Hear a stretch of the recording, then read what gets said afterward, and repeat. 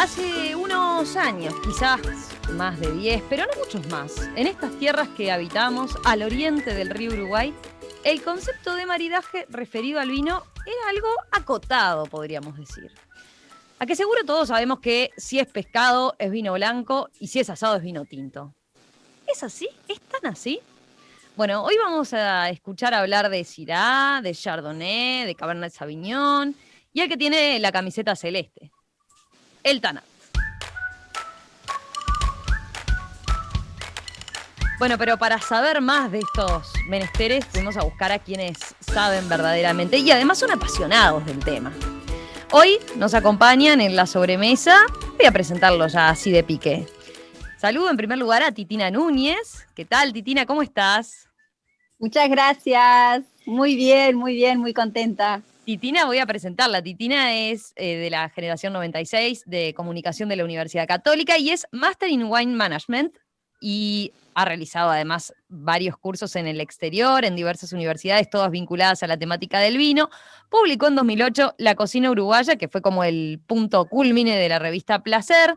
Hoy Placer hace reuniones mensuales, presenciales, con degustación, varias actividades, ya nos contará Titina, pero seguramente muchos oyentes la ubiquen por esa característica, por placer, ¿no? Titina, un gusto recibirte. Te encontramos allá en Punta Ballena, ¿estás, no? ¿En tu casa en Punta Ballena? Sí, Romina, muchas gracias a vos, Alexandra, por la invitación. Me encanta el programa. Un saludo también a Gabriel. Lamento mucho la pérdida de la mamá, no sabía. Que no sepa de más dolor, Gabriel, un abrazo grande. También lo escuchaba mucho. Y bueno, estoy acá, sí, en Punta Ballena. ¿Cómo está Hoy la hay un tarde por día ahí? precioso, precioso. Me vine para afuera, lo que no quita que de repente después en el corte, si refresca, entre. Pero Cambiamos de locación, no pasa nada, pero está ideal para una sobremesa. acá estoy de sobremesa, Ah, un poquito vinito para acompañar. vinito. Y Perfecto. ahora con un tecito.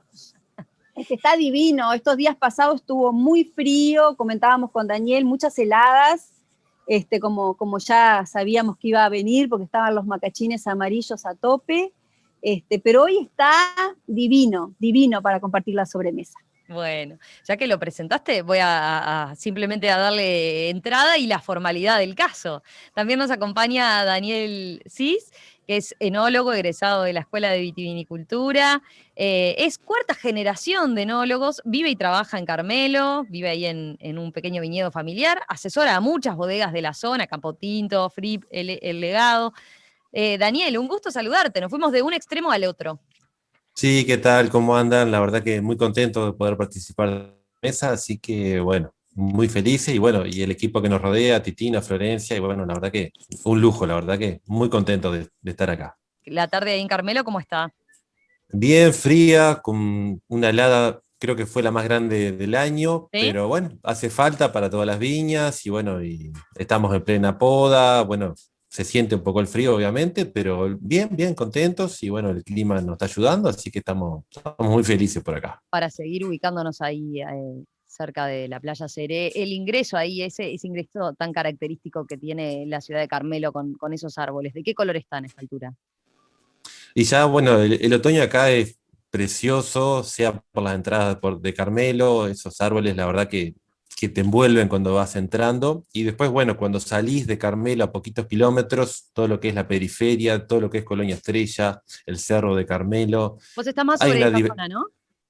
sí, sí, hay una diversidad de colores, Romina, que es espectaculares. Desde tenés praderas verdes donde ves algo de ganado hasta viñedos con sus colores rojizos, amarillos. La verdad que invita a venir a pasar tranquilo, disfrutar de todas las cosas, que la verdad que, bueno, muy bueno. Bueno, tú sos de Carmelo, oriunda de Carmelo, por lo menos la Soy de por familia, ahí. así que Bueno, la familia, la ahí está. familia, la familia. Casi que sí, sí, sí. No, no soy coterránea ni ahí, pero con mucha influencia. Me tiran tus pagos. Así Bueno, que bueno, en cualquier momento me doy una vuelta por ahí, me doy una vuelta. vale. Ahora hace tiempo que no voy, pero sí, sí, es precioso el lugar. Pero además ya nos van a contar, a ver, nos van a hacer un recorrido incluso ideal para que nos ¿Cómo no? inviten ahora en esta sobremesa. Bueno, y voy a saludar a Florencia también, Florencia Salinas, que Florencia en su caso estudió Ciencias de la Comunicación también, con un posgrado en Marketing en la Universidad de la República, y es sommelier por el estudio en el Gato Dumas, concretamente ahí estudió. Hoy está a cargo de la comunicación de Vinos del Uruguay. Florencia, digamos que combinó varias pasiones, ¿no? ¿Cómo Comunicadora, estás, posgrado en marketing Romina? y sommelier, completito. Resulta que Muchas. en una comunicadora apasionada de una industria que recorrió desde pequeña, además, y la fue atrapando, me parece. ¿Cómo estás, Romina? Muchas gracias por la invitación. Es un placer compartir esta sobremesa con ustedes. ¿Vos estás más cerquita mío, digo? ¿Estás acá en Montevideo? Sí, yo estoy en Montevideo. Estoy en Montevideo con este sol fantástico. Feliz de compartirlo y nada, ideal. Un viernes de sobremesa hablando de vino y de nuestra pasión es fantástico. Solo un detalle de que escribo en Bodegas del Uruguay, colaboro ahí hace 4 años, ¿no? Vinos, y bueno, sí, en realidad combiné, me enamoré del vino siendo comunicadora y dije, bueno, ¿cómo puedo fusionar todo esto? Y bueno, el portal sobre vinos uruguayos y después hacer la carrera de sommelier conjugó todo para poder disfrutar al máximo la profesión y la pasión. Qué bueno. Bueno, ¿saben una cosa que me llamó mucho la atención? Es normalmente en estas sobremesas, cuando veníamos hablando de la comida, siempre hacíamos referencia, ¿no? Que a esos olores que uno tiene de la niñez, esos gustos que le quedaron, ¿no? Muy relacionados a los abuelos y demás. Ahora, cuando les preguntamos a ustedes también, ¿cuál es el primer recuerdo asociado al vino que tenían? También fueron bastante, o sea, capaz que no a la niñez, pero casi por ahí, ¿no? Todavía incluso cuando no habían incursionado en yo qué sé, la adolescencia, por ahí. A ver, cuéntenos esos primeros recuerdos que tienen.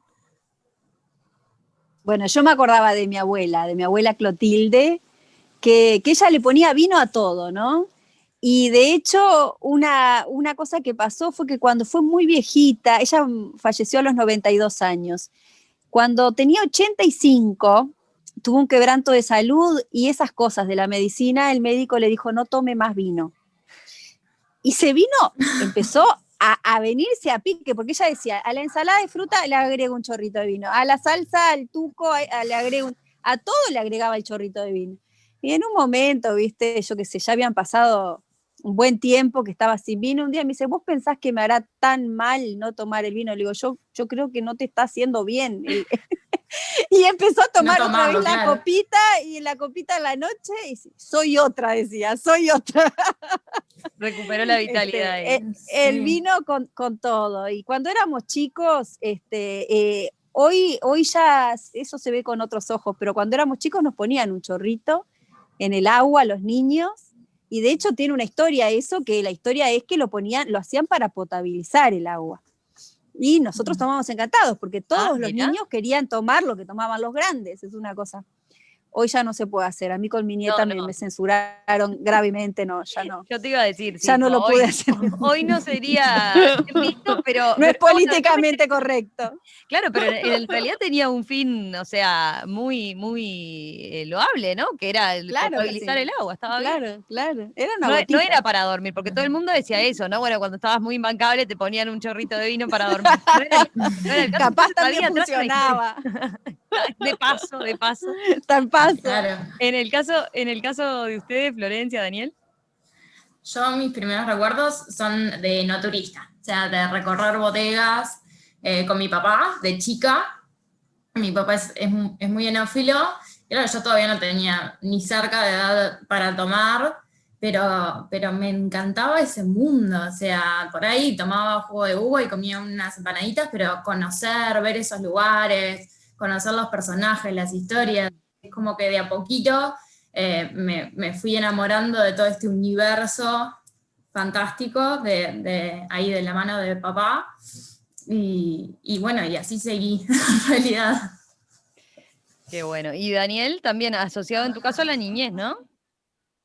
Exacto, yo en casa, aparte la casa materna está al lado de la bodega, estamos a 5 metros, entonces los recuerdos son desde muy chico. Pero el recuerdo más fuerte viene por el lado de mi abuelo, de parte de madre, que no tiene nada que ver con la bodega, era albañil, y hacía su vino casero. Yo tenía 8 o 9 años, íbamos los viernes a comer, y también me daba un poquitito de vino con una gaseosa, con coca, porque ahora está todo muy mal visto eso, y fue la primera tomada de vino así que hice, digo, rompíamos todas las reglas, porque después también me hacían trabajar con 8 o 9 años, cortar uva.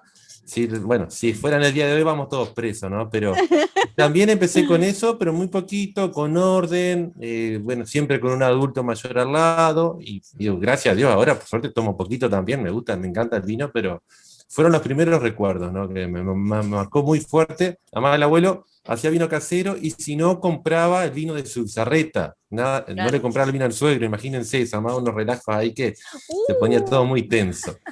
Pero fueron los primeros recuerdos y bueno, y hasta hoy en día, a veces cuando uno se pone medio melancólico, toma un chorrito de vino con coca, un poco recordando ese almuerzo en la casa de los abuelos, que bueno, que no lo veo como un pecado, ¿no? Capaz que un vino muy caro no lo haría, pero un vino normal a veces lo hago y bueno, Sí, rompo todas además, las reglas de los sommeliers, le pido perdón, Divino, no, pero divino. es un poco así la cosa. Que viva la espontaneidad. ahí está. Sí. No, pero Daniel, a ver, en esa época también, además, ahora ustedes me contarán sus costumbres, ¿no? Pero también ese vino casero se hacía, no sé, una vez al año, ¿no? Y claro, después, y se tomaba todos los mediodías, por ejemplo, ¿no? Acompañando el almuerzo. Sí, sí, sí, por supuesto, y más ciertas profesiones, ciertos, los obreros, los albañiles, tomarse un vasito de vino era, bueno, toda la gente que trabaja en el campo, en la Claro. viña, por lo menos si le gustaba, se tomaba un vasito de vino. Hoy en día no podemos por ciertas normas y eso, pero era muy común y nadie se pasaba de la raya, ¿no? Porque había que trabajar y había que seguir trabajando hasta casi la noche, ¿no? Y Claro. bueno, era toda una tradición, una cultura que bueno, ahora capaz que la hacemos más de noche, a la tardecita para, un poco para poder controlarnos bien, ¿no? Pero bien, bien. ¿Tienen registros o ustedes han indagado les ha interesado indagar desde cuándo viene la tradición nuestra del vino como tal? Dado el título que le poníamos, ¿no? Esto de maridaje en tierras orientales. Bueno, ¿ustedes la tienen clara desde cuándo empezamos a ser apasionados por el vino?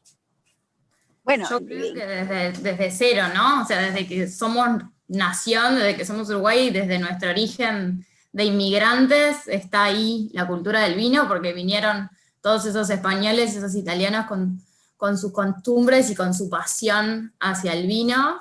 Y bueno, todas estas historias de padres y abuelos que hacían vino casero, hoy forjaron lo que es nuestra identidad en cuanto a consumo, o sea, lo naturalizamos y es parte de nuestro origen y de nuestro orgullo también, me parece.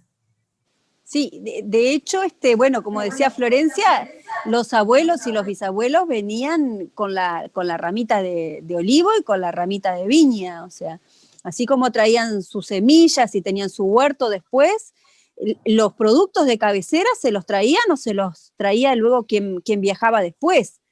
De hecho, cuando nuestra industria, cuando empieza a florecer en Uruguay la industria del vino, en el 1800, bueno, Arriaghi en el 1860 con su primera bodega, pero mucho antes también, se debe a que en aquel momento, en el 1840, un tercio de la población y un poquito más incluso era francés. Y traían desde allá sus barricas, había un consumo de vino elevadísimo, y los inmigrantes vascos, franceses, italianos, empezaron a hacer proyectos a mayor escala porque estaban seguros de que iban a vender, y así fue el vino que produjeran, o sea, más allá del consumo familiar, ¿no? Uh-huh. Ya que salía ese tema, Daniel, no sé si querías agregar algo más de eso. No, súper completo y bueno, también acá en la zona hay registro de fines del año 1700, Mirá. cuando la estancia Es en impresionante. Calera de las Huérfanas Claro, estaba exactamente. administrada por el padre del prócer argentino, Juan de San Martín.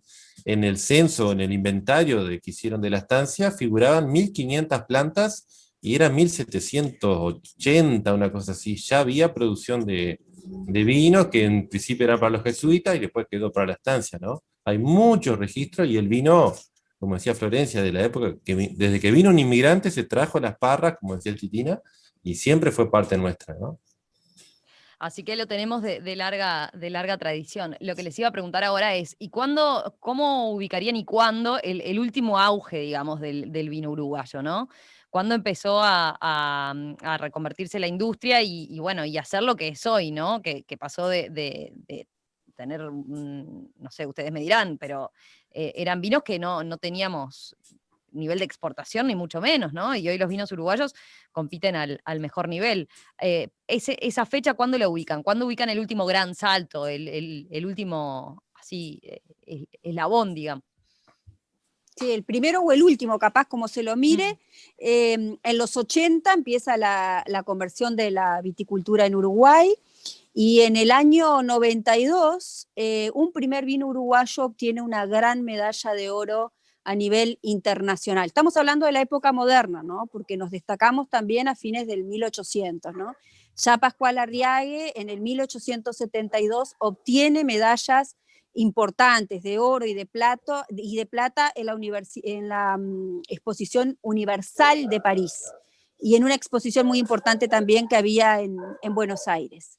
Pero en la época moderna, en el 1992, en una Vinitaly, se catan vinos de todo el mundo, y la gran medalla, el mayor premio del concurso, lo obtiene un vino uruguayo, que fue el Preludio 92. Los organizadores del establecimiento Juanicón, en aquel momento, hoy ese vino pertenece a familia Deicas, los organizadores pensaron que era un chiste o una broma, lo tomaron con cierta aprensión al hecho, porque ustedes imagínense, los mejores exponentes que se presentan a un concurso internacional, estamos hablando de unas 500 muestras de todas partes del mundo, de países clásicamente productores, con tradiciones realmente centenarias, y lo gana Uruguay. El organizador del concurso no sabía ni dónde quedaba, pensó que era una broma de lo mal que nos gusto. sigue pasando en el mundo. Bueno, y entonces llamó al productor y le dijo, ¿existe usted? ¿Quién es? Uruguay, o sea, una cosa, como un momento como de cierta tensión, hasta que efectivamente, bueno, se comprobó que era auténticamente producido en este origen, y se le dio la gran medalla de oro de ese concurso en Italia, en Verona, en el año 92. Bien, en el año 92. Sí. Y ahí lo marcas. Hace muy poco, ¿no? Hace muy Romina, poco. o sea, De todas nada formas, es. capaz que para el público más en general, como que la reconversión y el gran salto del vino uruguayo es incluso más reciente todavía, ¿no? Sí, creo que Más cuando reciente, hablamos ¿en qué sentido el gran salto, decís tú? Y digo que la valoración del vino uruguayo por parte de los uruguayos. Por el consumidor. Por el consumidor, ahí Claro. está. Y yo creo que él. Sí. No, Daniel, dale, Daniel. Florencia, dale, tranquilo. No, lo que yo veo que tal vez, por ejemplo, en el 1900 había algunas bodegas que ya exportaban. Acá, por ejemplo, había un europeo que producía vino en la zona y lo mandaba a Europa. Después, en el año 60 y poco, una bodega de Carmelo sacó una medalla de oro, pero eran cosas capaz que esporádicas, ¿no? Y como bien dijo Titina, el 80 fue como el punto de inflexión donde cambió muchísimas las cosas. ¿Qué pasaba? En los 80, 90, capaz que audaces como Carrao, Irurtia y algún otro más, empezaron a hacer vino fino cuando era algo que no estaba, no era lo más común, era un pequeño porcentaje. Bueno, Y mucha Irurtia gente, llegó a tener el mayor viñedo del Uruguay.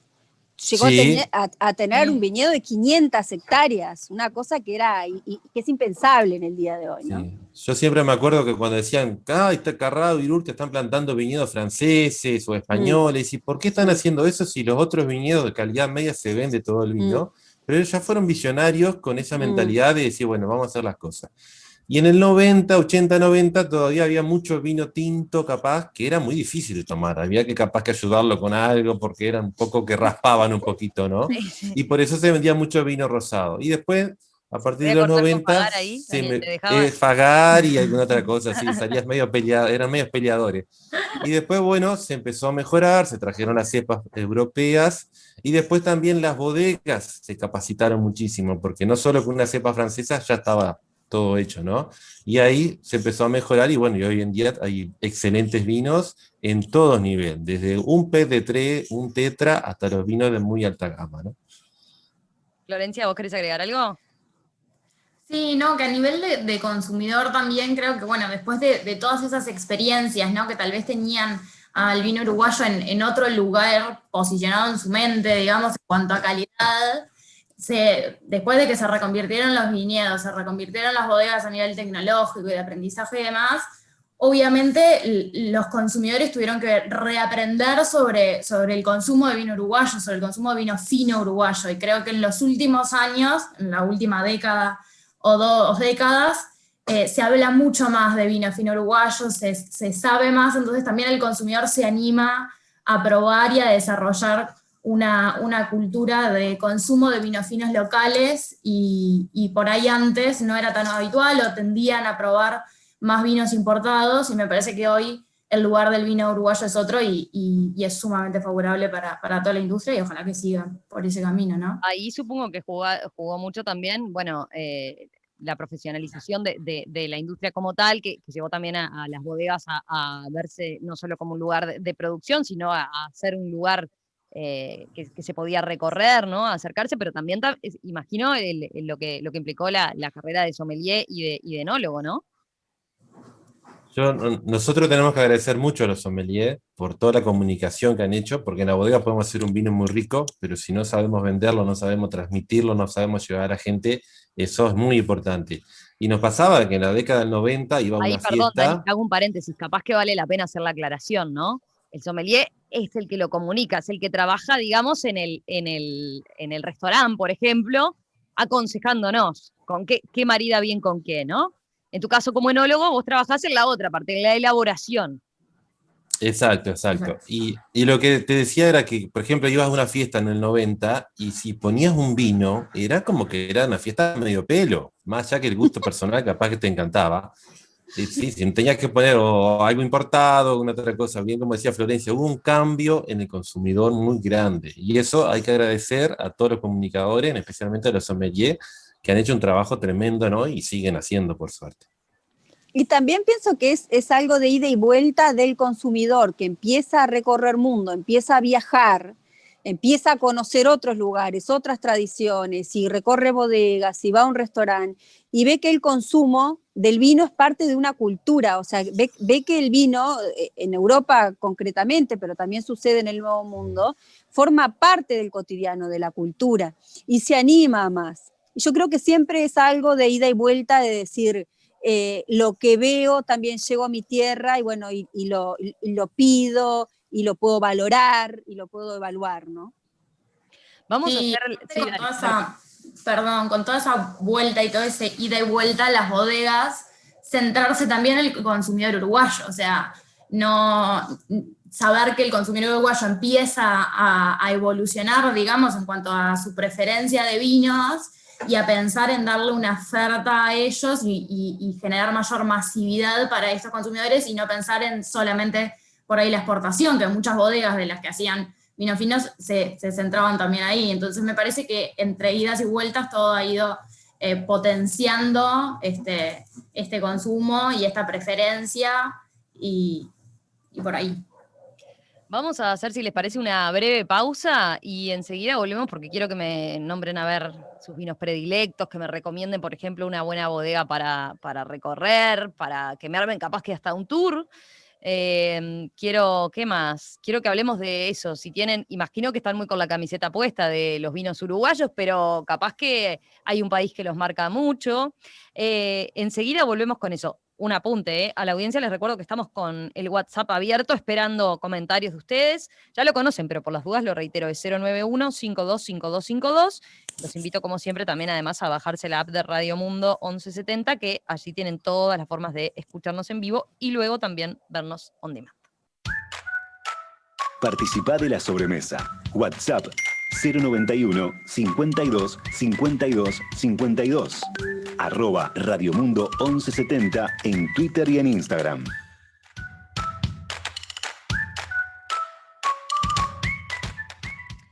Seguimos en esta sobremesa, preciosa sobremesa, hoy con Titina Núñez, Daniel Cis y Florencia Salinas, hablando hoy de vino, de la industria del vino. En realidad le pusimos un nombre más glamoroso, la titulamos de forma más glamorosa, Maridaje en Tierras Orientales. Bueno, estaba mirando algunos mensajes que llegaron de la audiencia. María Luisa, por ejemplo, decía, hablando de lo que comentaban al arranque, ¿no? De cómo asociaban, cuando les preguntábamos sus primeros recuerdos vinculados al vino, decían, bueno, la niñez, con esa abuela que mojaba el tete o le ponía un chorrito de vino, Daniel en la bodega, ¿no? Con el abuelo mandándolo hasta trabajar. María Luisa dice, a los niños hay que educarlos en consumo responsable, ya de chicos. Dice, vino poco y en torno a la mesa, con familia, amigos, con previa ingesta de alimentos y abundantemente hidratados simultáneamente, o sea, tomando agüita, dice. ¿Hay una edad para el vino? ¿Hay una edad para el vino? Uno cuando incursiona cuando a los 18, ¿no? Supongamos que esperan a los 18, no empieza por el vino, ¿no? Más o menos. Florencia, bueno, capaz que sí, porque a vos venías ya, te tiraba con... Yo lo que pasa es que me enamoré, si no fue a los 18, fue a los 19. Y para mí, no sé, creo que hay etapas para consumir diferentes tipos de vino en diferentes momentos. O sea, más cuando te enamorás del vino, o sea, hay etapas. Tenés que como que aprender, ¿no? Sí, tenés que disfrutarlo y tenés que ir conociéndolo si te interesa, y si no, simplemente quedarte en la otra etapa, me parece también que está perfecto. Pero yo desde ese momento hasta ahora he vivido como diferentes momentos en mi relación con el vino que no sé si me va a dar la vida entera para todo lo que quiero hacer, todo lo que quiero conocer, todo lo que quiero probar. Entonces, suerte que arranqué de chica, porque... Bueno, a ver, y tengo más preguntas de la audiencia. Oscar dice, y quiero escuchar atentamente sus comentarios, a la hora de comprar una botella de vino, ¿qué debemos leer de la etiqueta? Esa es una pregunta interesante y compleja, porque en realidad lo mejor es la confianza que se establece con el consumidor. Porque nosotros como país joven elaborador de vinos, muchas veces no tenemos tantas reglamentaciones como puede llegar a tener, y por consiguiente tantas garantías, como puede llegar a tener el viejo mundo, por ejemplo en los países europeos. Entonces tú puedes ver en una etiqueta que dice reserva o roble, y no necesariamente es ni reserva ni roble, porque la ley acá no regula que tú puedas usar esas palabras, ¿no? Claro. Entonces, lo mejor es conocer. Abrir una botella de vino es siempre una aventura. Ojalá que siempre salga bien. Siempre de alguna manera sale bien. Pero lo mejor es que el consumidor se aventure a conocer lugares, que vaya a la bodega, que conozca a los productores, que pruebe el vino en la bodega y luego en su casa, que va a ver que es muy distinto. Y ahí, bueno, que vaya estableciendo esa relación y preguntando para vos qué significa reserva, ¿tiene roble, tiene realmente barrica o tiene roble de fantasía? O sea, es una relación. ¿Qué cosas hay que tener en cuenta?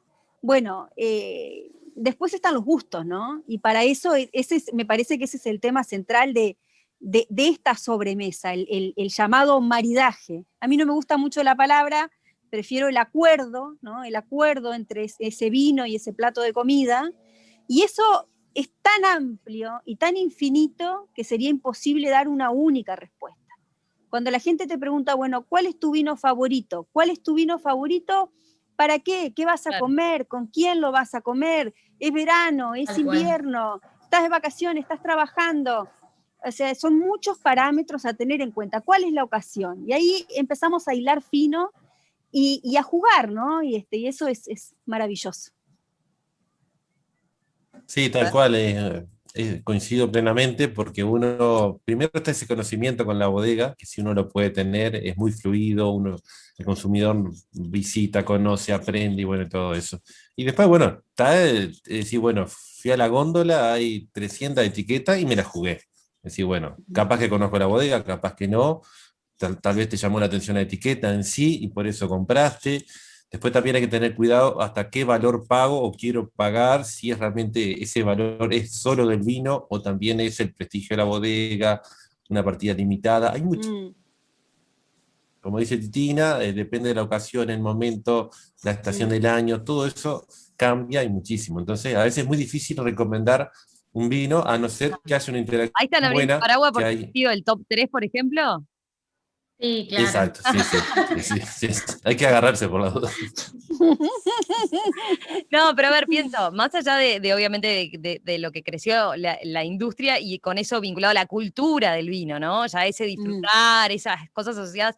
Hoy en día hay muchas más cosas. Por ejemplo, estoy pensando, acá estaba mirando un libro relativamente nuevo que se llama Hablar de Vinos, de Estela de Frutos y Marcela Baruch, de la editorial Calvo, Precioso. que es precioso Sí. libro, y por ejemplo tiene, para quienes quieran empezar a conocer más realmente, es como te enseña todos los conceptos vinculados al vino, ¿no? Justamente apunta a eso, Es ideal para aprendas saber el ABC. Exacto, Sí. ¿no? Exacto. Dice, hablar de vinos es un condimento de términos, un glosario, resultado del trabajo en comunión de la ingeniera agrónoma, enóloga y, bueno, y la licenciada en Ciencias de la Comunicación. Pero va por ahí, va por estos primeros pasos. Pero después estoy pensando también, hoy en día hay hasta, por ejemplo, veía aplicaciones para el celular donde uno puede escanear la etiqueta y ver qué puntuación tiene tal vino, cómo lo evaluaron otras personas que lo tomaron, qué características tiene ese vino, ¿no? Y eso también hace que nos acerquemos mucho más al producto. Sí, tal cual. Y como decía Daniel, también tiene el precio es un factor que no podemos eludir, ¿no? Porque cuando decimos algo es, bueno, muy bueno, muy bueno. También tenemos que ver muy bueno en qué franja, la franja de 300 pesos, de 500 pesos, de 1.000 pesos, ¿no? Porque ahí también vamos a poder exigir un poco más, ¿no? Está bueno. Hay eso. mucho vino bueno en el mercado. A lo que preguntaba Oscar, le tenemos que agregar eso. ¿En qué ocasión lo querés? ¿Qué época del año es? ¿Con qué lo querés acompañar? ¿Con quién lo querés acompañar? ¿Y cuánto querés gastar? Más o menos sería ahí, por ahí va la combinación.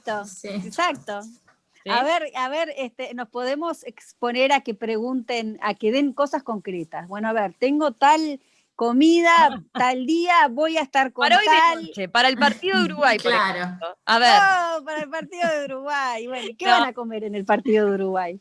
A ver, esa es otra cosa, Romina, porque no vas, o sea, vos vas a un asado y ahora son menos las reuniones grandes y todo, pero no es lo mismo el vino que vas a llevar para compartir con 20 amigos que con una persona, con tu pareja, una amiga, tus padres, o sea, es una ecuación. O un grupo de enófilos, o sea, cuando los enófilos nos juntamos, que exacto, pasaba más seguido, bueno, te guardás tal vez ese que sabés que lo vas a analizar, que vas a probarlo y debatir, que a nosotros nos encanta, y por ahí, cuando lo que querés es distenderte, disfrutarlo, ver y no pensar en el vino y que sea un acompañamiento, bueno, buscás otra cosa, buscás otra gama, buscas, por ahí hay momentos que pensás en la gastronomía y buscas el vino ideal para ese plato, pero tal vez hay vinos de charlas que tenés que pensar en vinos diferentes y decís, bueno, no cualquier vino. O vino. vinos de meditación. Comida.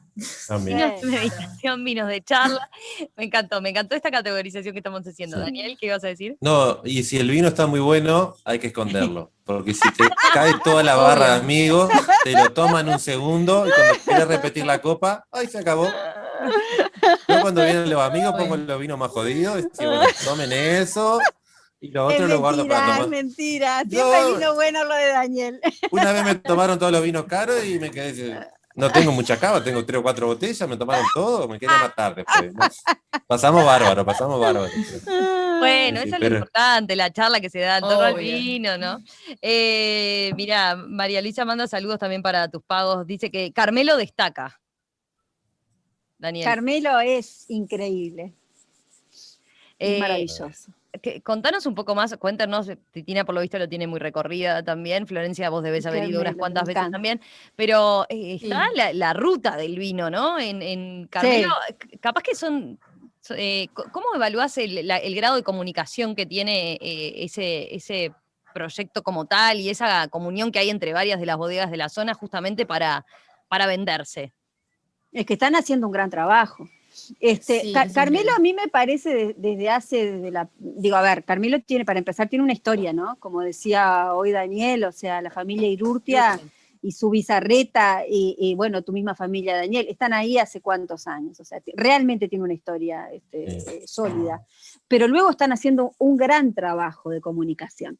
Y Carmelo tiene algo que no tienen otros puntos del país que sin embargo tienen buenos vinos, como el Este, o como Canelones, o como Salto, o como Rivera, o como Tacuarembó, como Durazno, como Colonia mismo, que es que tiene naturalmente una geografía muy privilegiada, una hotelería de calidad y una gastronomía de calidad. Entonces yo he llevado grupos pequeños, lo hacemos todos los agostos, y he recorrido, y hasta a pie he recorrido, que es lo que te da también esa ventaja de ahora si claro. tomás y no podés conducir, o en bicicleta lo he recorrido, un circuito de 3-4 días, y es fabuloso. O sea, yo odio las comparaciones que dice que es como si estuvieras en Europa, pero es como si estuvieras en Europa. Y a un precio de Uruguay. Y la sinergia realmente, que hay, ¿no? sí. O sea, la sinergia que tienen todas las Sí. bodegas, aparte de que son Sí. lugares El que produce fantásticos. queso, el que produce aceite de oliva, o sea, realmente es un polo fuerte para el Uruguay. Pero además creo, el Florencia, oeste. no sé si te pasó, pero en tu caso vos venís del palo, o sea, seguramente naturalmente te iba a pasar. Yo cuando fui me pasó que iba a una bodega y me recomendaban, anda a visitar esta otra, porque, o sea, Sí. no hay como una No, competencia son un cruda entre equipo, ellos, son sino un que al equipo. revés, es un equipo porque entiende que es la forma también Eso es de generar un polo extraordinario. que sea atractivo desde el punto de vista turístico, ¿no? Sí, eso Sí. es extraordinario. Y se realmente. complementan súper bien. O sea, vos podés generar un fin de semana o una semana en Carmelo y arrancar desayunando en un lugar, después ir al otro, te vas a ir a ver el atardecer a otro lugar más. En todas las bodegas te reciben como en tu casa, ves cosas diferentes, ves arquitectura, ves historia, ves familia.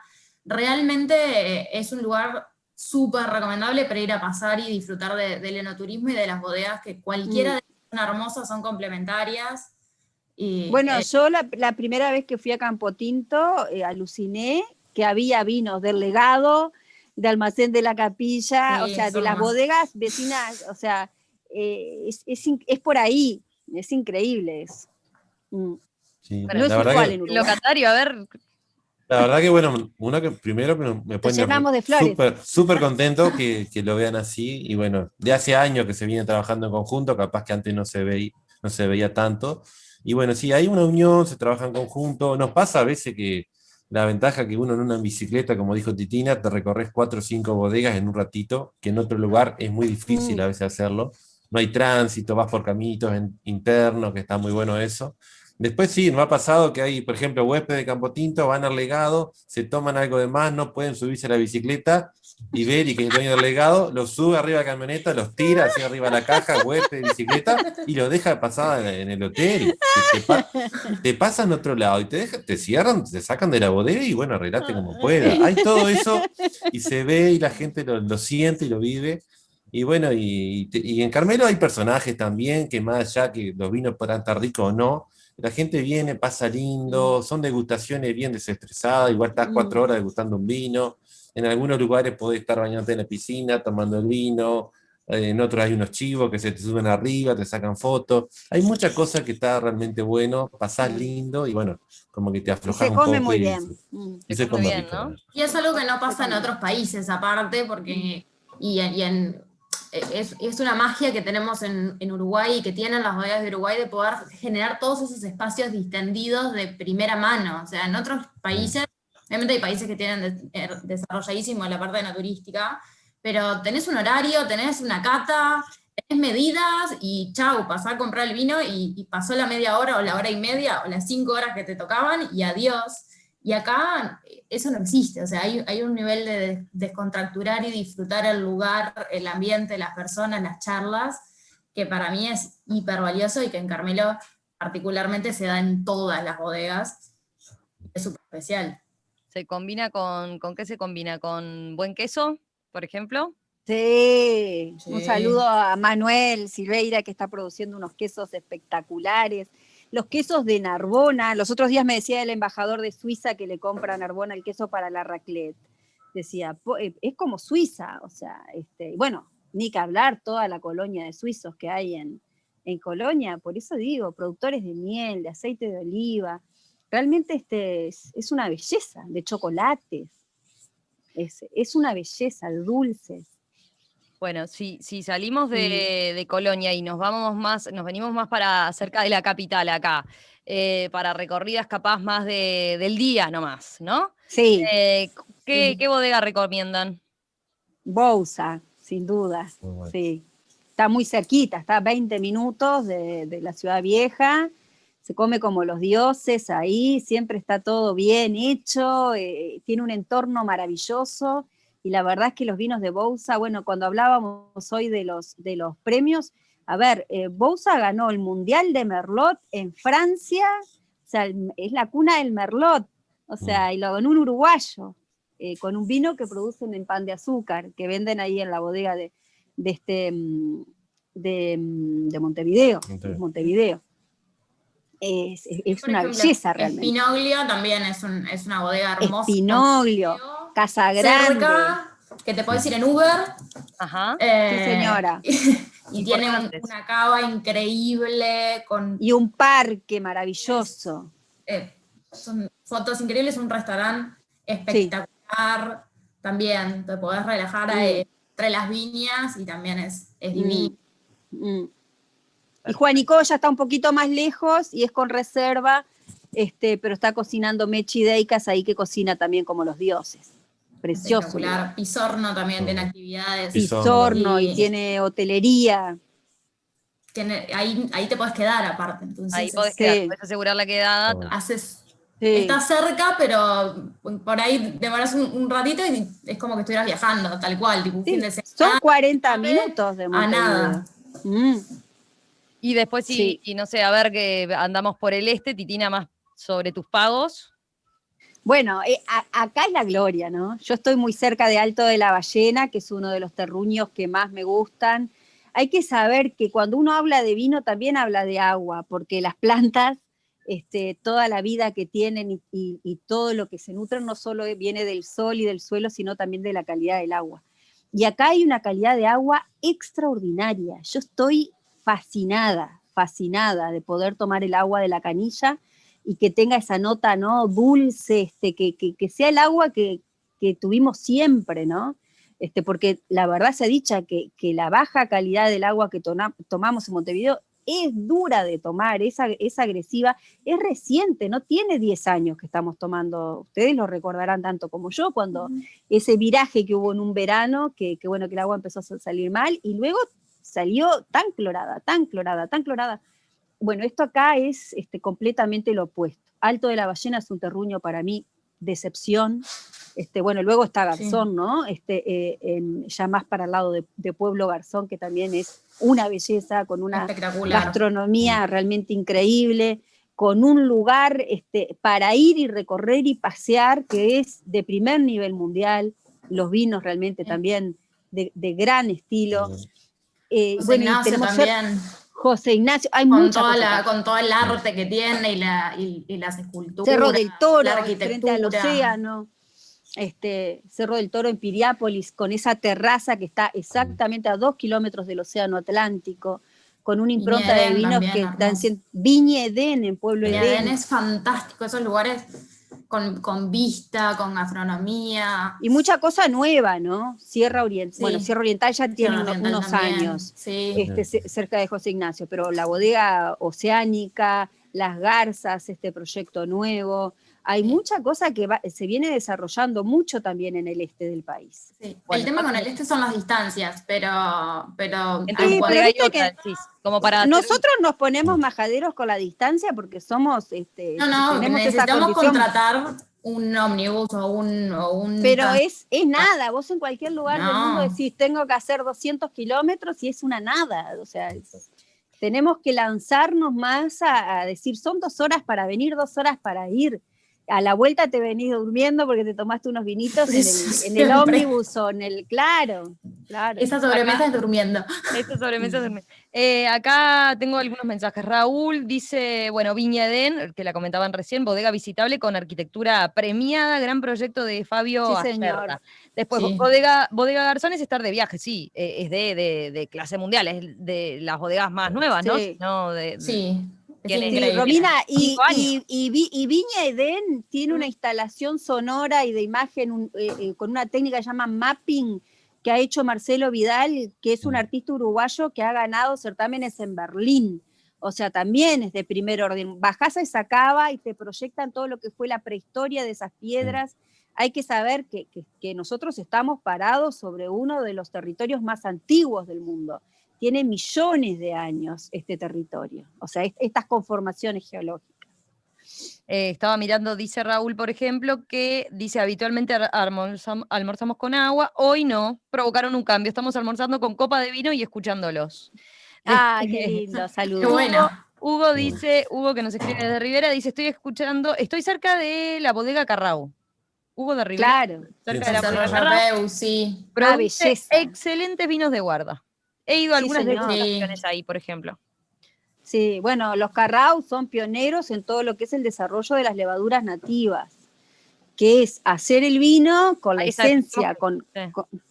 con como se hacía antaño, donde decir, bueno, el vino tiene esa magia, esa alquimia, que tú dejas la uva en un recipiente y se transforma en vino, sin que prácticamente hagas nada originalmente, ¿no? Hoy día con la tecnología, con la industrialización, se hace de todo, pero tiene esa magia de autotransformarse y autofermentarse, porque las levaduras viven en la piel del vino, en las manos del Eso es lo mismo viticultor, que el término, en la planta. los vinos no intervenidos, digamos.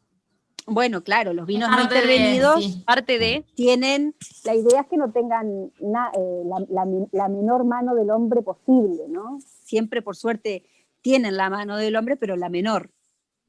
vamos a hacer una breve pausa y enseguida seguimos en esta sobremesa hablando de vino, en esto que hemos definido el maridaje en tierras orientales.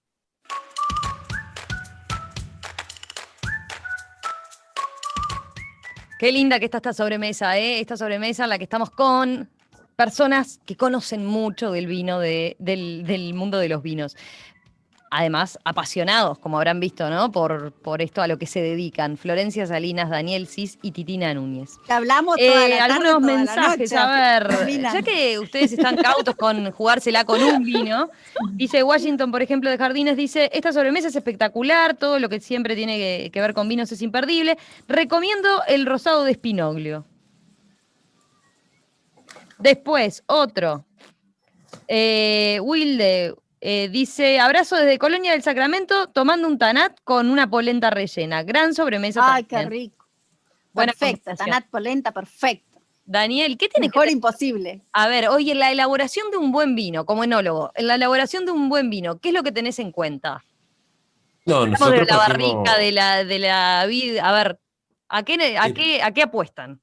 Y apostamos fuerte al viñedo, porque no somos magos, tratamos de sí sacar lo mejor que viene de la uva, de esa fruta que tanto cuidamos, la mimamos. Antes el enólogo capaz que no iba a la viña, pues ya no, en la viña que se arregle otro, y yo espero la uva en la bodega ahí, viste, a la sombrita, no pasas calor, eso. Hoy en día hay que ir a la viña, desde el invierno, la poda, definir todo, porque el 90% de la calidad del vino se define ahí.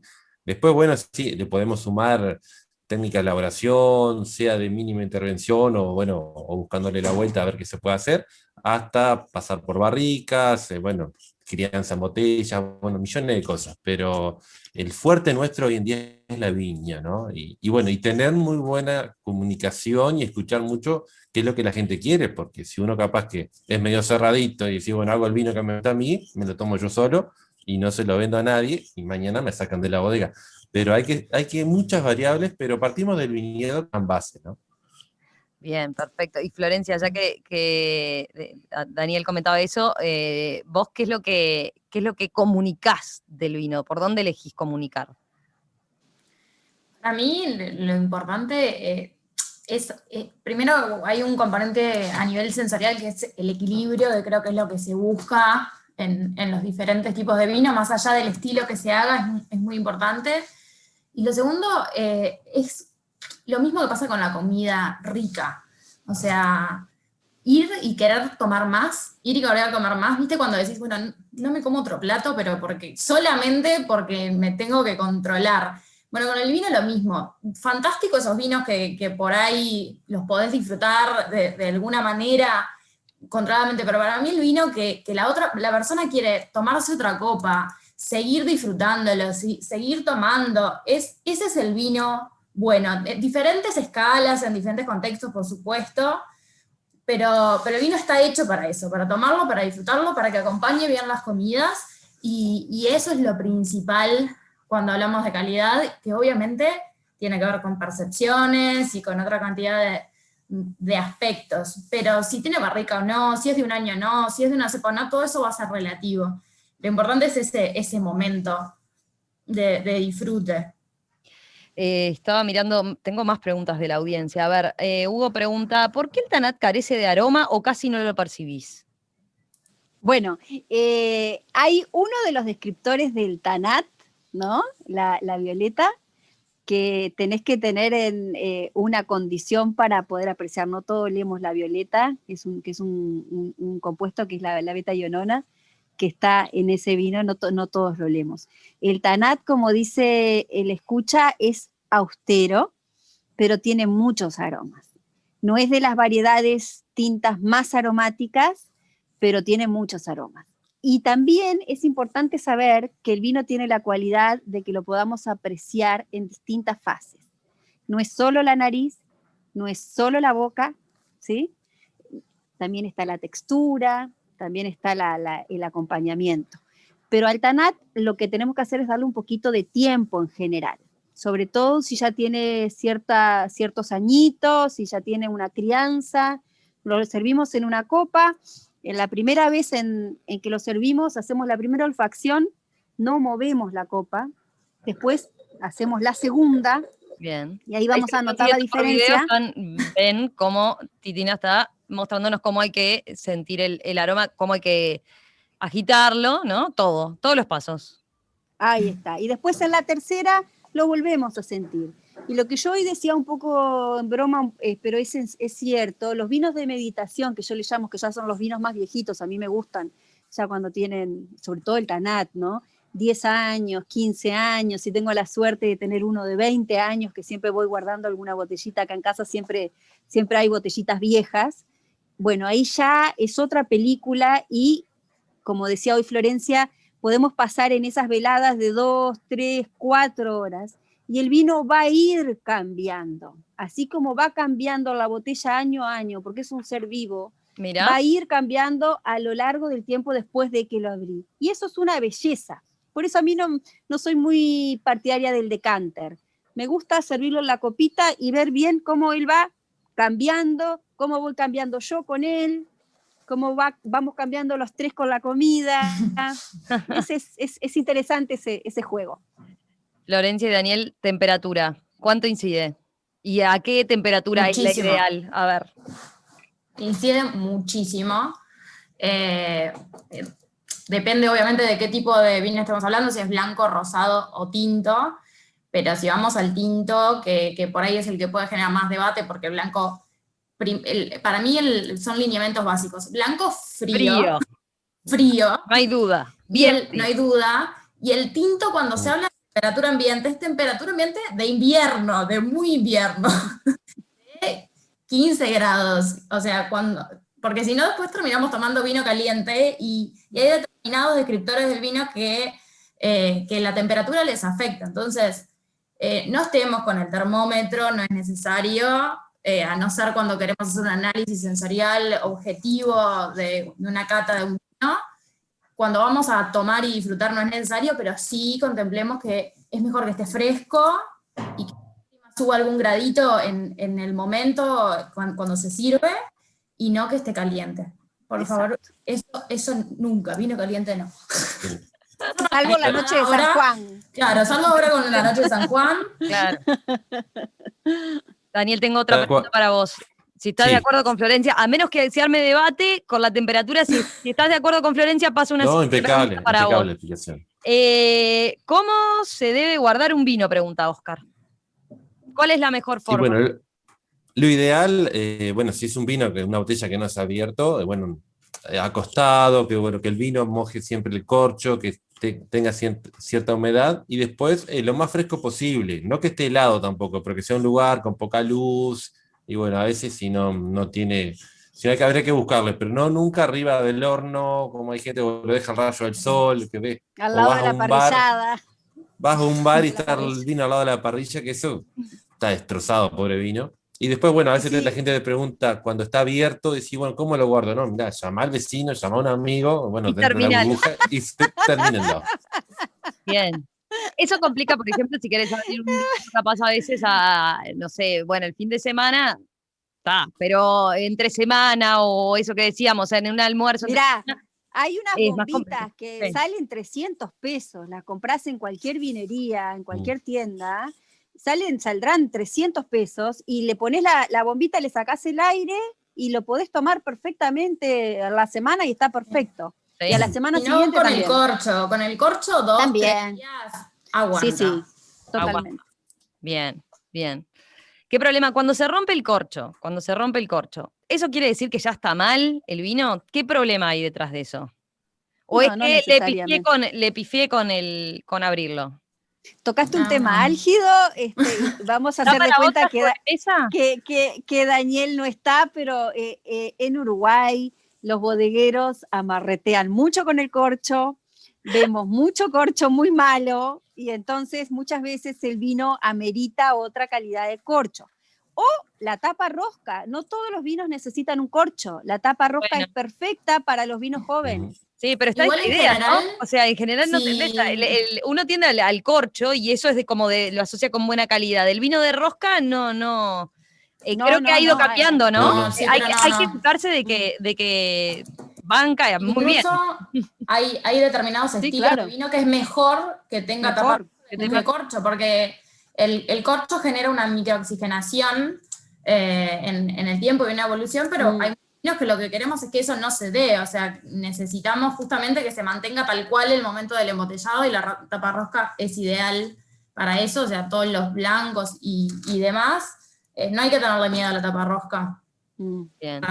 Daniel, haga sus descargos. No, voy a quebrar una lanza un poco. Mira, en algunas bodegas se compra el corcho más caro que supuestamente te dicen que es la calidad premium y a veces traen problemilla. Y bueno, y después también está el tema del sacacorcho, que algún sacacorcho un poco baratón, lo vas a abrir y no hace bien el movimiento y se quiebra. Y cómo lo hacemos también, ¿no? Y cómo lo hacemos. Y el corcho que ves en Europa no es el mismo que llega acá. Por más que uno pida la máxima calidad. Y después, como dice Titina, sí, hay vinos que necesitan un corcho calidad premium y le ponemos alguno más barato y después genera problemas, que yo en eso prefiero gastar más en corcho porque después por un detalle arruinas todo un vino, ¿no? Bueno, creo que da para más, ¿eh? En cualquier momento los invitamos de vuelta, ¿les parece? ¿Cómo no? Claro. Encantados, Sí, encantados. Conversar, ¿eh? Vámonos, ¿nos vamos despidiendo, Oscar?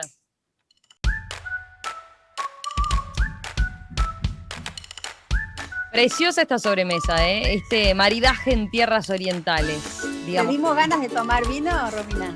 Sí, pero yo no puedo, viste que acá estoy en el estudio, en otra ocasión. En algún Andá momento planificando la noche. La noche ni que hablar, para mí el fin de semana empieza cuando uno se sirve la copita de vino el viernes, ¿no? Sí. No me Total. pregunté, por ejemplo, para cocinar, si hay un vino para cocinar y hay otro para comer, por ejemplo, esa es una buena combinación, pero son todos temas que me dejo anotados ya para en cualquier momento volverlos a convocar. ¿Están de acuerdo? Buenísimo. ¿Aceptan la Sí, invitación? cuando quieras. Bueno, Un les cariño agradezco para todos muchísimo, y muy buen fin de semana. Daniel, Gracias. Titina Núñez, Florencia Salinas, un abrazo grande y de vuelta. Gracias. Tengo varios saludos, varios mensajes, así que ahí dice, sí, que vuelvan y hay que hacerlo presencial. Y sí, ahí sí lo hacemos presencial en cualquier oportunidad. Y Con vino. Con vinito, Con vino. por supuesto. Obvio. Sí.